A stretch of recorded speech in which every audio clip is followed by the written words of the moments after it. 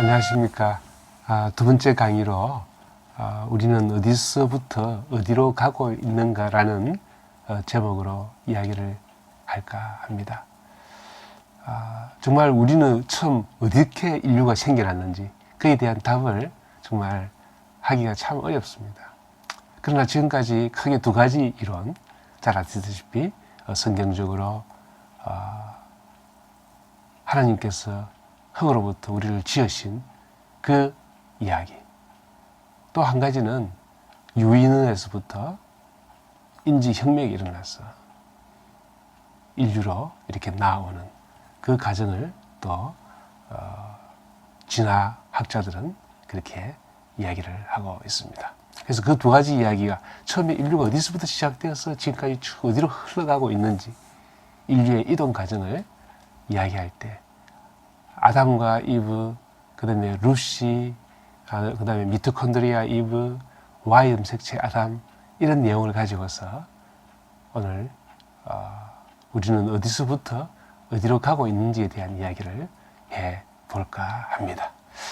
먼저 잘 아시다시피 아담과 이브 이야기는 너무나 많이 들어보셨기 때문에 간단하게 말씀드리면 하나님이 만드신 그 에덴 동산에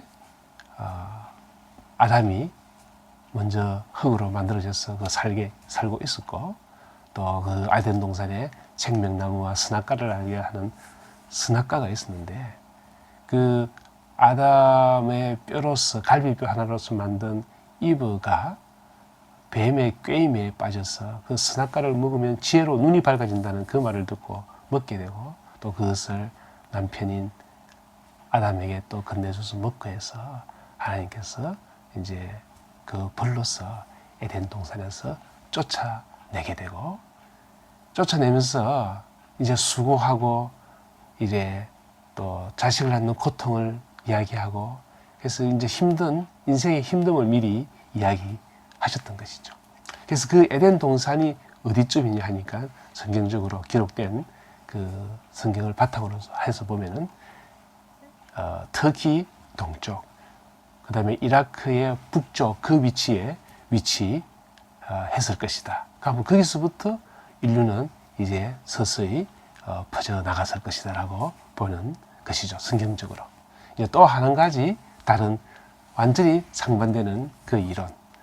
아프리카 어느 곳에서 나무 위에서 살고 있던 유인원이 어떤 기후변화나 또는 먹을 것이 없어서 땅으로 내려와서 거기서부터 두 발로 걷기 시작하면서 또 인지혁명이 일어나고, 그래서 우리 인류로 나왔다는 그 큰 두 줄기 이야기를 가지고서 이번 시간을 이야기를 해보고자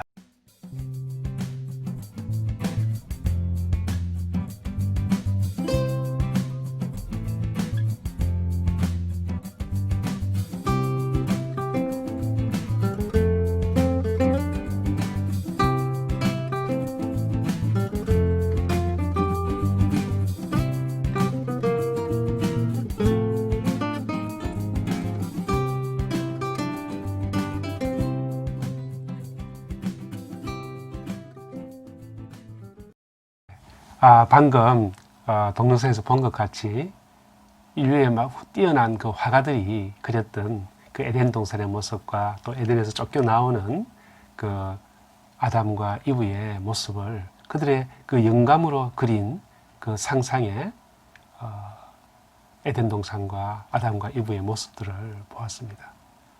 그러니까 이제 그것이 바로 성경에서 말하는 인류의 고향 에덴 동산이고요. 이제 그렇다면은 화석으로 본 인류의 기원, 그 인류의 고향은 어디일까?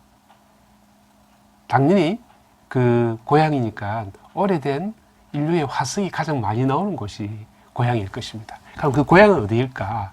이제 우리가 지구 그림에서 보는 바와 같이 이 지각판이 있는데, 이 지각판이 이 바다에 이렇게 가로질러서 이렇게 있습니다.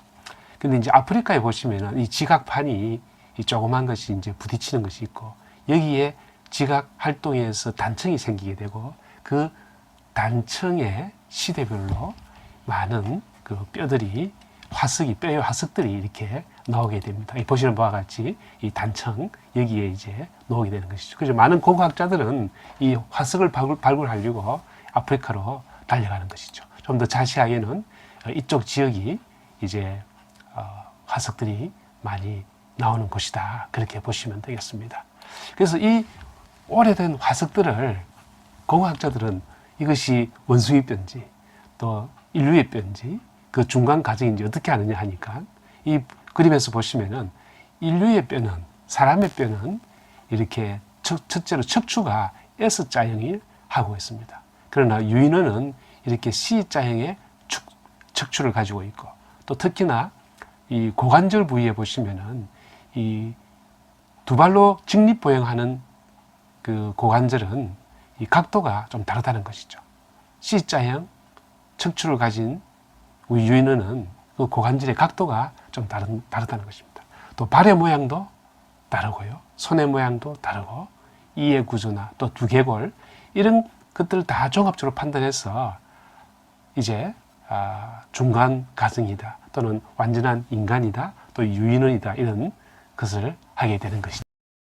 그러면은 화석으로 본 최초의 인류는 고고학자들이 발굴한 화석의 기준에서 인류 최초는 루시라는 그 여성을 지금 상상하고 있습니다. 이 미국의 고고학자 도널드 요한슨은 1974년도 아프리카 에티오피아 북부의 하다르 지방에서 이 좀 어느 정도 완벽하게 발굴된 한 300만 년 전에 그 어떤 뼈 화석을 발굴하는데요.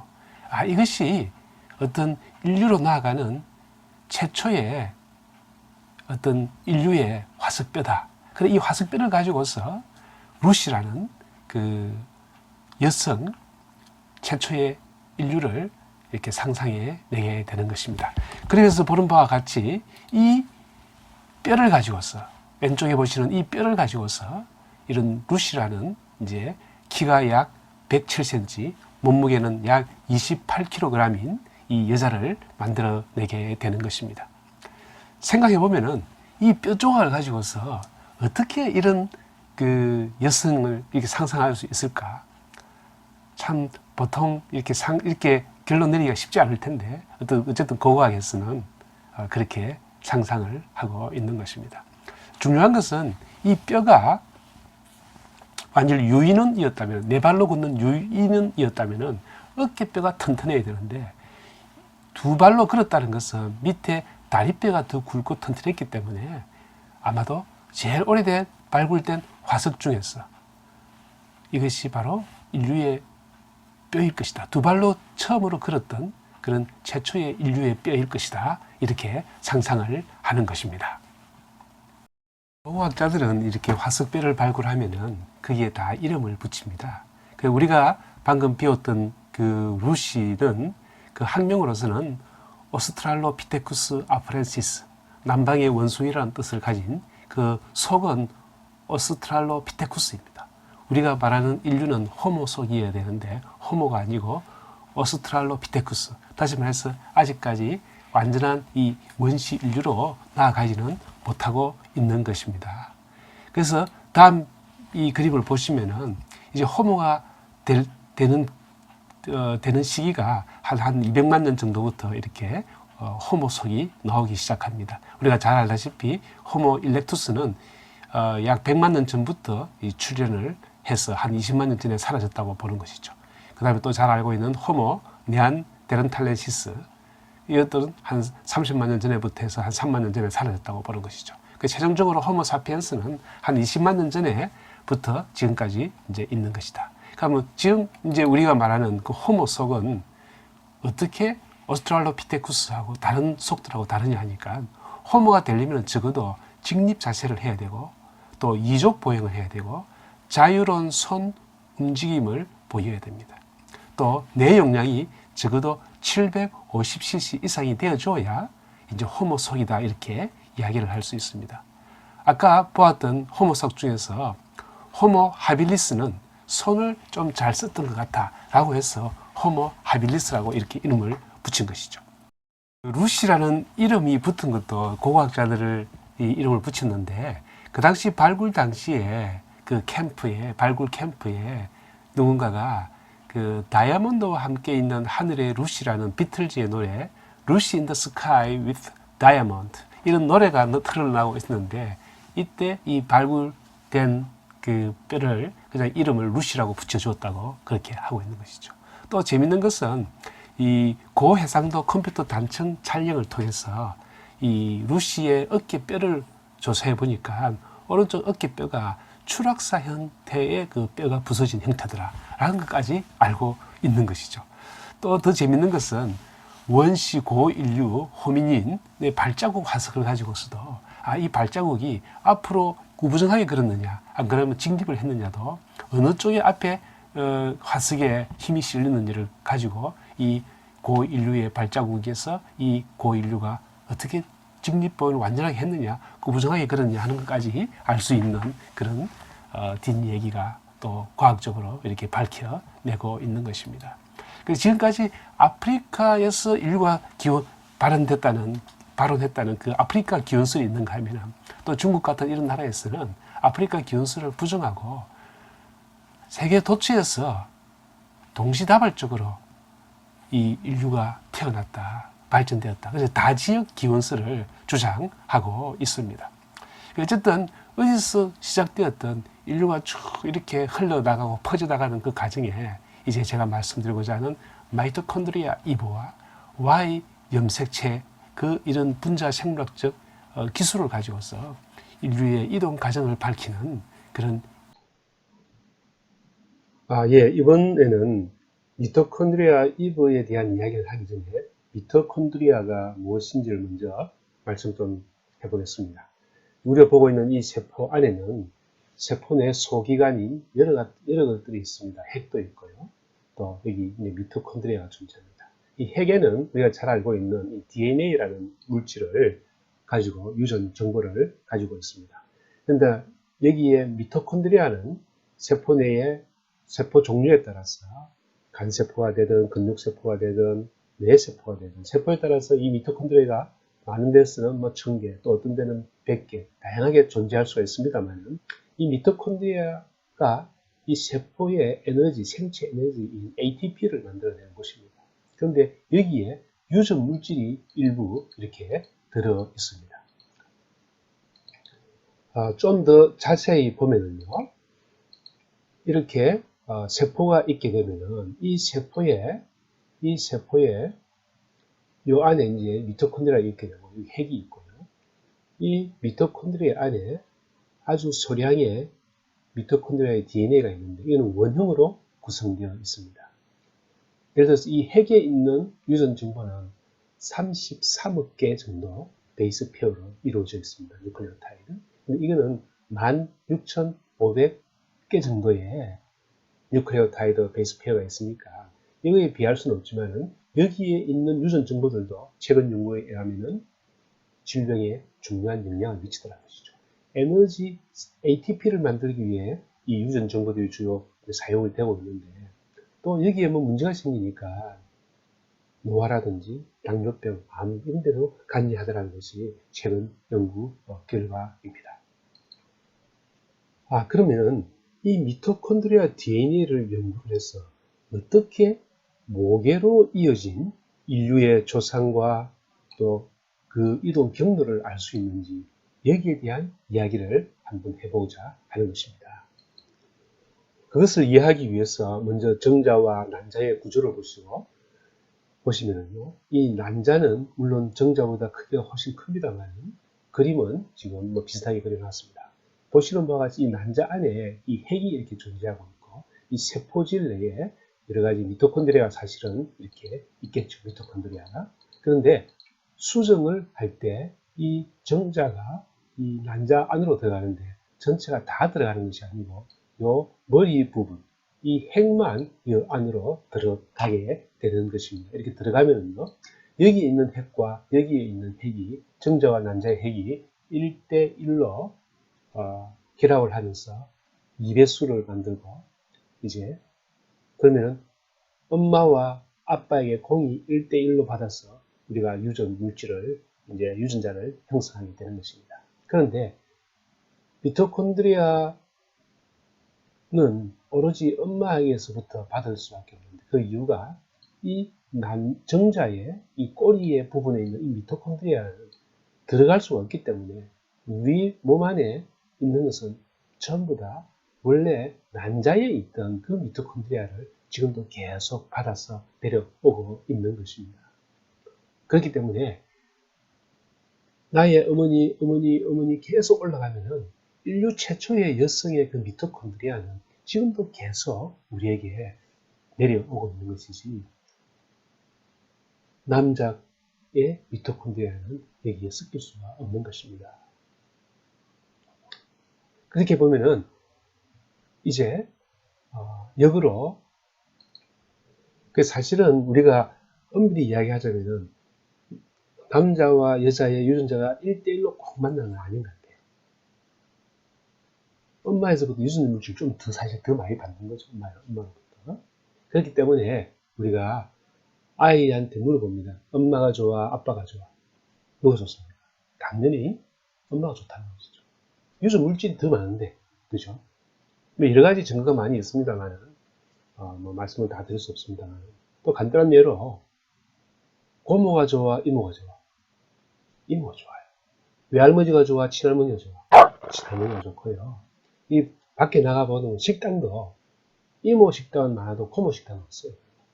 자, 이런 것들이 다 이런 유전 물질에서 기인한다 하는 믿거나 말거나 한 그런 이야기들도 있습니다. 이거는 잊어버리시기 바랍니다. 그런데 이런 과학적인 것을 가지고서 아이디어를 냈습니다. 그 미토콘드리아 DNA를 연구하면 인류의 기원을 연구할 수 있겠다라고 생각하는 사람이 있었는데요. UC 버클리의 생화학과 교수였던 윌슨 교수가 그 생각을 한 것이죠. 그래서 이제 이분이 이제 연구를 하게 되는데, 이 연구한 내용을 잠깐 보면은요, 이제 네이처지, 한번 이런데 네이처지 내면은 참 진짜 꿈 같은 얘기인데요. 참 내려고 해도 참 안 내는 어려운 세계적인 저널입니다. 그래서 Mitochondrial DNA and Human Evolution이라는 이런 제목으로 1987년도에 그의 그 포스닥이었던 칸 교수와 이렇게 같이 논문을 실었습니다. 이 논문이 어떤 논문인지 잠깐 이해를 도와드리면,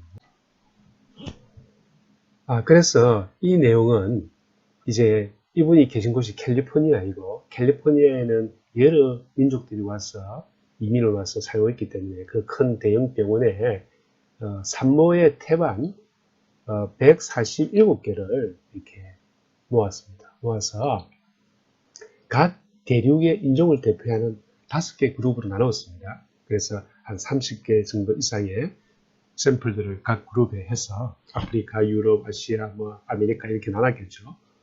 오세아니아 이렇게 나눠서 이렇게 이제 나누어서 미토콘드리아 DNA를 조사를 해봤습니다. 그러니까 133종류의 미토콘드리아 DNA 유형이 발견됐습니다. 조금씩 변이가 있는 종류가 133개가 있었다는 것입니다.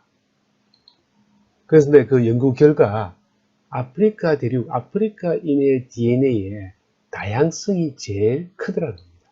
종류가 많더라고요. 예를 들어서 3명이면은 33명 중에서 다 조금씩 다 다른 그런 다양성이 많이 발견되더라.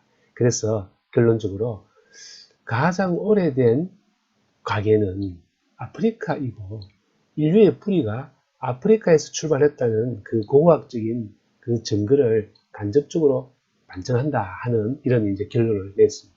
이것이 무슨 얘기냐 하니까요. 다양성이 많은 것이 어떻게 가장 오래된 것이냐. 이 얘기를 잠깐 하면요. 예를 들어서 우리가 일제시대 때 우리 한국에 있는 사람들이 먹고 살기 위해서 오사카로 이민을 가고, 또 북간도 만주로도 이민을 가고 그랬습니다. 그러면은 오사카에 가는 사람들은 주로 경상도 쪽에서 많이 갔습니다. 집안 이민 가면 보통 집안 서로 데리고 가는 것이죠. 또 북간도도 그랬을 것이고, 북간도는 한림도 쪽에서 많이 갔을 것입니다. 그러면은 한국 사람, 오사카에 있는 전체 한국 사람의 그 다양성은 한반도에 전체에 있는 사람들에 비해서 훨씬 떨어지겠죠. 한반도에는 성씨가 종류가 100몇십 개가 있다면, 거기는 격근하게 열 몇 개밖에 없겠죠. 성씨가. 그걸 유전자가 본다면은. 그럼 오사카에 있던 어떤 사람이 또 더 멀리 이사를 갔습니다. 북해도로 이사를 갔어요. 북해도로. 그 북해도에 있는 그 한국 사람은 훨씬 더 다양성이 떨어져 있겠죠. 그래, 이런 식으로 본다면은 아프리카에서 다양성이 가장 많고 제일 마지막에 인류가 이동해 간 그 대륙의 그 사람들은 미토콘드리아 DNA가 다양성이 좀 훨씬 줄어져 있을 것이다. 이런 이해를 할 수가 있겠죠. 이해가 되시기 바랍니다. 그래서 이 연구의 가장 큰 성과 중에 한 개가 DNA에서 일어난 돌연변이 수를 세어서 미토콘드리아 이브의 이 생일을 계산할 수 있었던 것입니다. 대략적인 생일입니다. 이것이 무슨 말인지 하니까요. 133개 유전형의 다양성의 평균은 0.57%. 그러니까 133개가 달라도 많이 다른 게 아니고 아주 조금 다르다는 뜻입니다. 그래서 우리가 분자식의 연구를 하면요. 100만 년 정도마다 유전자 변이가 한 2 내지 4% 정도 변이가 자연스럽게 생깁니다. 100만 년 정도에. 그러면은 0.57%가 좀 다르다는 것은 기껏해야 14만 년에서 한 29만 년 정도일 것이다. 이렇게 보는 것이죠. 그래서 그 중간값 한 20만 년으로 본다면은 20만 년 전 아프리카의 한 여인에서 현생 인류는 시작되었다라고 이렇게 추정이 가능한 것입니다. 이것이 또 이해가 되시길 바랍니다. 그래서 이 연구를 함께 했던 1주자였던 레베카 칸, 지금은 하와이 대학교 교수입니다만 그분이 이제 정리를 한 내용을 한번 들어보시면 좀 더 이해가 가실 것입니다. 어떤 종족이 한 곳에 모여 오래 살면 그 사람들의 유전자는 시간이 지나면서 돌연변이를 일으키고 변이도가 증가한다. 그 집단의 일부가 다른 지역으로 이주하면 그들은 전체 주민 중 소수이기 때문에 원래 있던 거주지에 사는 사람들보다 유전적으로 다양성이 줄어든다. 이해되시죠, 이제? 그래서 이제 고고학적 데이터를 붙여서 약 한 6만 년 전에 아프리카를 떠난 우리 현생 인류가 마치 분수처럼 빙하기에 멈추고 해빙기에 이동을 하며 전 세계로 퍼져 나갔을 것이다. 라고 이렇게 생각하는 것이 이제 미토콘드리아 이브. 네. 이번에는 Y 염색체 아담이 무엇인지에 대한 이야기를 한번 해보고자 합니다. 이 지금 보고 계신 이 그림은 우리 핵 안에 있는, 세포 내 핵 안에 있는 염색체 쌍을 보여주고 있습니다. 원래 23 쌍이 이렇게 있습니다. 그래서 여기 보시는 이것은 상염색체입니다. 상염색체. 그래서 한 개는 엄마, 한 개는 아빠에서 이렇게 물려받은 상염색체입니다. 여기 보는 이것은 성을 결정하는 성염색체입니다. 잘 알다시피 XX가 있으면은 X가 2개 있으면은 여자가 되고요. XY가 이렇게 있으면 남자가 되는 것입니다. 그래서 Y 유전자 이것을 염색체를 물려받으면 남자가 되는 것이죠. 그래서 모든 남자는 이 Y 염색체를 갖고 있고 이 Y 염색체는 남자에게만 통해서 자꾸 내려오기 때문에 이 염색체를 또 연구하면 남자의 오리진을 찾아갈 수가 있다는 것입니다. 그래서 이제 이 Y 염색체의 어떤 특정 변이된 부분들을 잘 분석을 하면 아버지 부계로 이어진 인류의 조상과 그 이동 경로를 이렇게 잘 알 수가 있다는 것입니다. 이렇게 좀 더 쉽게 한번 설명을 해보도록 하겠습니다.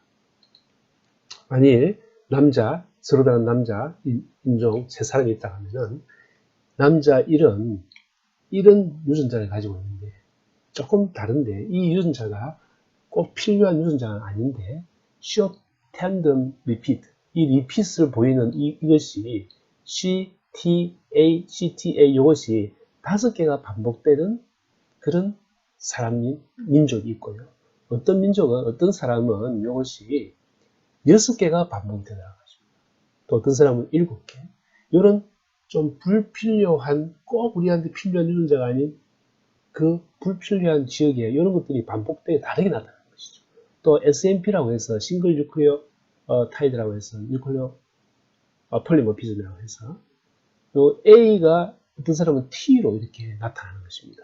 T요. 근데 이것이 바뀌었다고 해서 큰 질병이 있거나 그건 아닌데 어쨌든 조금씩 다르게 나타나는 이런 유전자를 계속 이렇게 가지는 사람을 추적을 하면은 이 사람은 유럽을 거쳐서 이렇게 갔구나. 이 사람은 이런 식으로 돌아갔구나. 또 이 사람 이 민족은 이렇게 갔구나 하는 이것을 추적을 해보면은 알 수가 있다는 거죠.